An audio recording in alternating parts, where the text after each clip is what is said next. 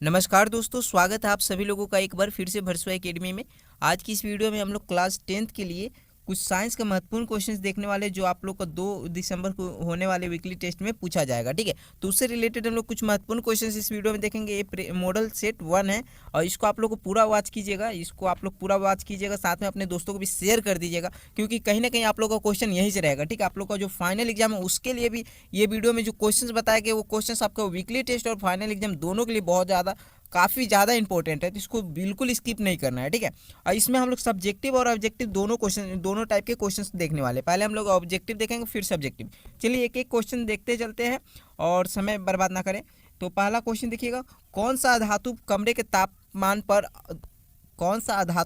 तापमान पर द्रव अवस्था में रहती है। पूछा है क्वेश्चन कि कौन सा धातु कमरे के तापमान पर द्रव अवस्था में रहती है। ब्रोमीन, पारा, तांबा, एल्युमिनियम, कौन सा ऑप्शन सही हो जाएगा। यहाँ पर देखिएगा, तो ब्रोमीन जो है कमरे के ताप पर द्रव अवस्था में पाई जाने वाली अधातु है। ठीक है, और उसी जगह अगर आपसे पूछ ले कि कौन सा धातु, तो धातु के जगह पे आपका पारा हो जाएगा। ठीक है, धातु पूछे तो पारा और अधातु पूछे तो ब्रोमीन। द्रव अवस्था में कमरे के तापमान पे कौन पाई जाती है, ये चीज़ को आप लोग को याद रखना है। ठीक है, 2 नंबर क्वेश्चन देखिएगा, सबसे कठोर तत्व कौन है। कार्बन, हीरा, सोना, चांदी, कौन सा ऑप्शन सही हो जाएगा। ऑप्शन बी हीरा सही जवाब हो जाएगा। ठीक है, अगले क्वेश्चन की तरफ बढ़ते हैं। यहाँ देखिएगा 3 नंबर क्वेश्चन है, एक अधातु जिसमें चमक होती है। एक अधातु का नाम बताइए जिसमें चमक होती है, कौन सा ऑप्शन सही हो जाएगा। आयोडीन, ऑप्शन सी आपका बिल्कुल सही जवाब हो जाएगा। ठीक है, अगले क्वेश्चन की तरफ चलते हैं। अगला क्वेश्चन देखिएगा, 4 नंबर क्वेश्चन है, वह कौन सा अधातु है जो विद्युत का सुचालक होता है। वह कौन सा अधातु पूछा है, वह कौन सा अधातु है जो विद्युत का सुचालक होता है। कौन सा है, ग्रेफाइट जो है विद्युत का सुचालक होता है और ये अधातु है। ठीक है, ये चीज़ को आप लोग को याद रखना होगा। अगले क्वेश्चन की तरफ चलते हैं। यहाँ देखिएगा 5 नंबर क्वेश्चन है, विद्युत धारा उत्पन्न करने की युक्ति को कहते हैं। विद्युत धारा जो उत्पन्न करता है उसको हम लोग क्या कहते हैं, उसको हम लोग जनित्र कहते हैं। इसको आप लोग इंग्लिश में जनरेटर बोलते हैं, जनरेटर। ठीक है, अगले क्वेश्चन की तरफ चलते हैं। बहुत जल्दी क्वेश्चन देख लेते हैं और साथ में क्योंकि हम लोग को सब्जेक्टिव क्वेश्चंस भी देखना है, और आप लोग कमेंट करके बताइएगा वीडियो आप लोगों को कैसा लग रहा है। ठीक है, वीडियो अच्छी लगे तो लाइक कर दीजिएगा और साथ में मॉडल सेट 2 कितना जल्दी लाए वो आप कमेंट एक बार कर दीजिएगा। ठीक है, विद्युत धारा के किस सिद्धांत पर कार्य करता है। विद्युत धारा के किस सिद्धांत पर कार्य करता है, तो ये इसका सही जवाब क्या हो जाएगा, ऊष्मीय, ऑप्शन ए इसका सही जवाब हो जाएगा। ठीक है, अगले क्वेश्चन की तरफ बढ़ते हैं। यहाँ देखिएगा 7 नंबर क्वेश्चन है, विद्युतमय तार किस रंग का होता है। विद्युतमय तार किस रंग का होता है, लाल रंग का होता है। ऑप्शन बी आपका सही जवाब हो जाएगा। ठीक है, अगले क्वेश्चन की तरफ बढ़ते हैं। अगला क्वेश्चन देखिएगा 8 नंबर क्वेश्चन है, इनमें से कौन सा एक भौतिक कारक नहीं है। इनमें से कौन सा एक भौतिक कारक नहीं है, ताप, वर्षा, वायु या सूक्ष्मजीव, कौन नहीं है, तो सूक्ष्मजीव इसका सही जवाब हो जाएगा। ऑप्शन डी सही जवाब हो जाएगा। 8 का ऑप्शन डी बिल्कुल सही जवाब हो जाएगा। ठीक है, अगले क्वेश्चन की तरफ बढ़ते हैं। यहाँ देखिएगा 9 नंबर क्वेश्चन है, निम्न में से कौन अजैव निम्नीकरण पदार्थ है। निम्न में से कौन अजैव निम्नीकरण पदार्थ है। लकड़ी ऑप्शन देखिएगा, लकड़ी, कागज, प्लास्टिक, टमाटर, कौन सा ऑप्शन सही हो जाएगा। ऑप्शन सी प्लास्टिक इसका सही जवाब हो जाएगा। ठीक है, अगले क्वेश्चन की तरफ बढ़ते हैं।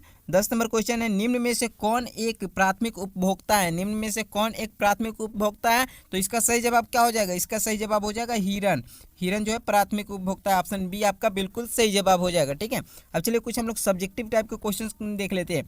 जैसे पहला सब्जेक्टिव टाइप का क्वेश्चन में देखिएगा, आघातवर्णनीयता क्या है, उदाहरण द्वारा समझाइए। आघातवर्णनीयता क्या है, तो देखिए इसका आंसर क्या हो जाएगा, धातुओं को हथौड़े से पीट कर पतली चादर बनाई जा सकती है। धातुओं के इसी गुण को हम लोग क्या कहते हैं, आघातवर्णनीयता कहते हैं। जैसे सोना और चांदी इसको पीट कर पतला चादर बना दिया जाता है ना, उसी प्रकार। ठीक है, ये इसका आंसर हो जाएगा, इसको नोट कर लीजिएगा। जैसे लोहा भी होता है, लोहा को भी हम लोग पीट कर पतला चादर बना देते हैं। ठीक है, यहाँ देखिएगा 2 नंबर क्वेश्चन क्या हो जाएगा, सोडियम धातु को मिट्टी के तेल में डुबोकर क्यों रखा जाता है। तो देखिए सोडियम को मिट्टी के तेल में डुबोकर क्यों रखा जाता है, क्योंकि सोडियम अभिक्रियाशील धातु है। यह हवा से स्वतः मतलब अपने आप में जलने लगती है, हवा में अपने आप जलने लगती है और सोडियम ऑक्साइड का निर्माण करती है। इसलिए इसे सुरक्षित रखने के लिए आकस्मिक आग को रोकने के लिए मिट्टी के तेल में डुबोकर इसको रखा जाता है, ताकि ये सही रहे। ठीक है, क्योंकि ये ऑक्सीजन के जैसे संपर्क में, हवा के जैसे संपर्क में आएगा, ये अपने आप जलने लग जाएगा। ठीक है, अगले क्वेश्चन की तरफ बढ़ते हैं। यहाँ देखिएगा 3 नंबर क्वेश्चन क्या है, खनिज और अयस्क में अंतर स्पष्ट करें। खनिज और अयस्क में अंतर स्पष्ट करें। देखिएगा, दो ठो कॉलम बना लीजिएगा, ठीक है। एक तरफ खनिज, एक तरफ अयस्क। खनिज, सभी खनिज अयस्क नहीं है, सभी खनिज अयस्क नहीं होते, लेकिन सभी अयस्क खनिज होते हैं, ठीक है। सभी खनिजों में धातुओं का निष्कर्षण नहीं हो सकता, लेकिन सभी अयस्क में धातुओं का निष्कर्षण हो सकता है। आगे देखिएगा, 3 नंबर क्या है।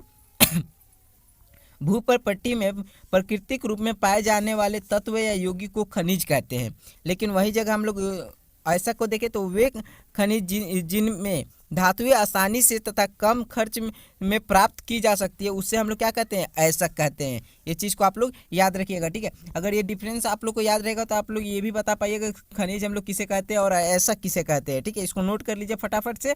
चलिए आगे क्वेश्चन की तरफ बढ़ते हैं। अगला क्वेश्चन देखिएगा, भर्जन और निस्तापन में अंतर स्पष्ट करें। भर्जन और निस्तापन में अंतर स्पष्ट करें। तो यहाँ देखिएगा, भर्जन क्या होता है, यह सल्फाइड अयस्कों के लिए प्रयुक्त होती है, यह ऑक्साइड एवं कार्बोनेट अयस्कों के लिए प्रयुक्त होती है। यहाँ पर 2 नंबर देखिएगा, इस प्रक्रिया में अयस्क को वायु की उपस्थिति में गर्म किया जाता है, और यहाँ पर देखिएगा निष्पादन में क्या हो जाएगा, इस प्रक्रिया में अयस्क को वायु की अनुपस्थिति में गर्म किया जाता है, ठीक है। ये आपका यहाँ पर हम आप लोग को ऑब्जेक्टिव और सब्जेक्टिव दोनों टाइप के क्वेश्चंस करवा दिए हैं, तो इसको आप लोग देख लीजिए और फटाफट बताइए सेट 2 कब लेकर आए, सेट 2 कब लेकर आए, जल्दी से कमेंट कीजिए, जल्दी से सेट 2 को लाया जाएगा, ठीक है।